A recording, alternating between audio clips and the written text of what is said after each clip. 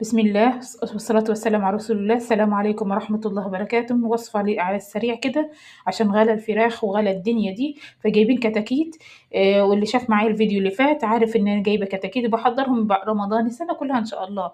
امبارح عشان كان هوا وامشير وكده وكان في زعابير، فبالتالي انا حاساهم سعوا مني او بردوا مني. يعني عندهم الاخراج بتاعهم او الحمام بتاعهم ماهي شوية وكمشين كده. علاجهم علاجهم اسهل ما يمكن.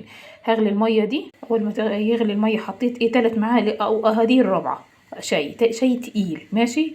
هيخليه يغلي بس، مش هخليه فوق طبعا عشان البوتاجاز خسر.